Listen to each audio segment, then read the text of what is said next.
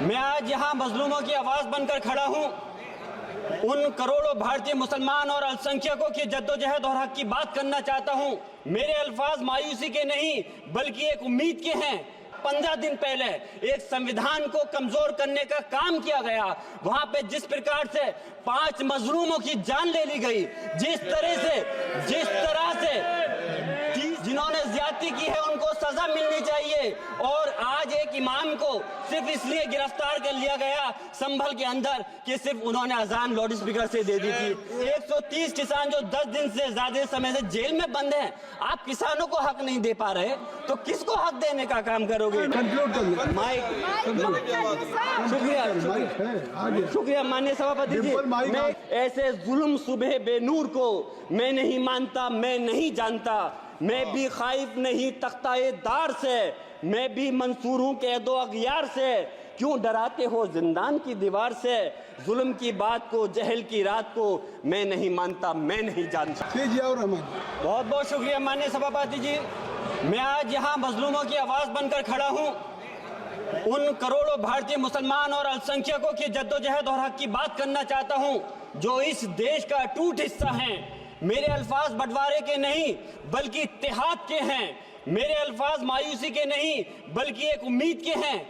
ऐसी उम्मीद जो कि हमारे इस देश को जोड़ना चाहती है। हमारे संविधान को बनाने के लिए हमारे बाबा भीमराव अंबेडकर साहब, मौलाना अबुल कलाम आजाद साहब, डॉक्टर जाकिर हुसैन साहब ने मिलकर के इस संविधान को बहुत मेहनत के साथ बनाया था। ये सिर्फ किताब की शक्ल में देने के लिए नहीं है। आज संविधान के उस पर मैं कहना चाहता हूं कि भारत का संविधान इंसाफ, आजादी और भाईचारगी की जिंदा गवाही है और ये गारंटी देता है कि नागरिक हर मजहब, जात या नस्ल पर इज्जत के साथ गुजार सकते हैं जिंदगी। लेकिन अफसोस है, एक मुस्लिम रहनुमा की हैसियत से मुझे इस दस्तावेज पर बेपनाह फख्र है जो कि दस्तावेज जो संविधान हमें इजाजत देता है। आर्टिकल 15 के मुताबिक किसी भी नागरिक को मजहब, जात, लिंग, नस्ल या जन्म के स्थान पर भेदभाव नहीं किया जाएगा। आर्टिकल 19 में बोलने के, अभिव्यक्ति की आजादी का हक दिया गया है जो कि हमारे अधिकारी को हक की आवाज को छीनने का आप काम कर रहे हैं। आर्टिकल 25 अपने मजहब को मानने और उस पर अमल करने की आजादी देता है। आर्टिकल 29 के तहत अल्पसंख्यकों के हकों की हिफाजत करने के लिए प्रावधान किए गए हैं। लेकिन आप तो हमारे हकों की छीनना चाहते हैं।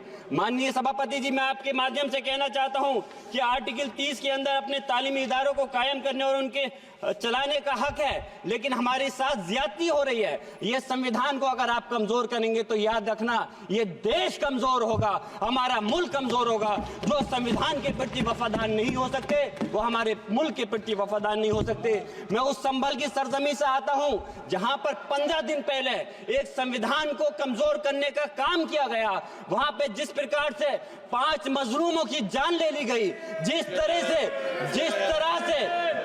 30 से ज्यादा लोगों को गोली मारकर घायल कर दिया गया और 27 से 50 से ज्यादा लोगों के खिलाफ मुकदमा दर्ज किया गया।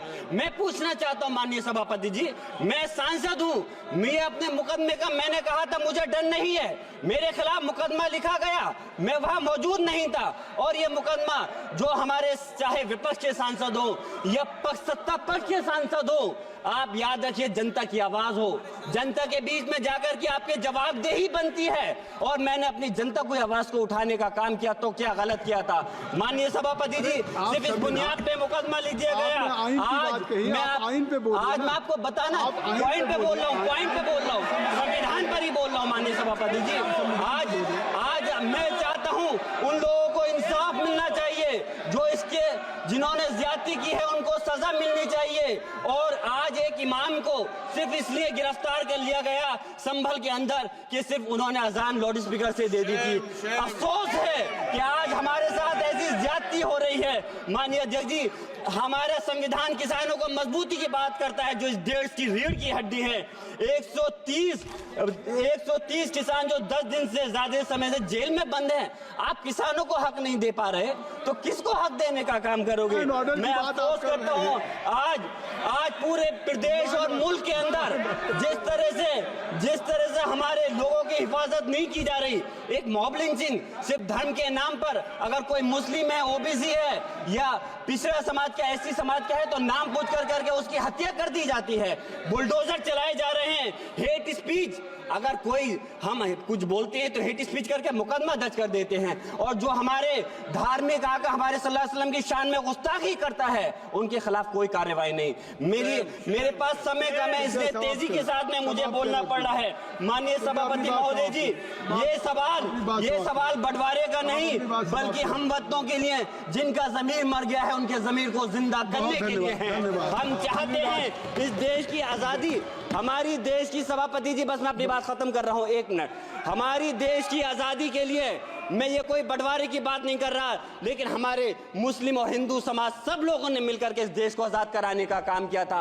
आज उनके साथ ज्यादती क्यों की जा रही है? हम लोग अपने इस मुल्क के अंदर मजबूरी से नहीं रुके, बल्कि हम जो है अपनी मर्जी से रुके थे।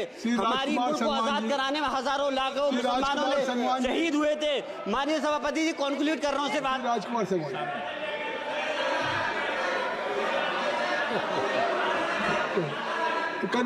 आप कंक्लूड करें ना, आप कंक्लूड कर लें। शुक्रिया माननीय सभापति जी। मैं एक मुस्लिम और अल्पसंख्यक रहनुमा के तौर पर मैं अपनी बिरादरी के लिए खास हक के मुताबिक नहीं करता। मैं सिर्फ ये चाहता हूँ कि आईना के बाद संविधान के मुताबिक हर नागरिक के लिए जो वादा किया गया उसे पूरा हो, हुकूमत से कमजोर की हिफाजत को यकीनी बनाए और नफरत फैलाने वालों को सजा दे। और मैं अपनी बात इस शेर के साथ खत्म करना चाहता हूँ जो कि हबीब जालिब का शेर है। ऐसे जुल्म सुबह बेनूर को मैं नहीं मानता, मैं नहीं जानता, मैं भी खाइफ नहीं तख्ताए दार से, मैं भी मंसूर हूं कैदो अगयार से। क्यों डराते हो जिंदान की दीवार से? जुल्म की बात को, जहल की रात को मैं नहीं मानता, मैं नहीं जानता।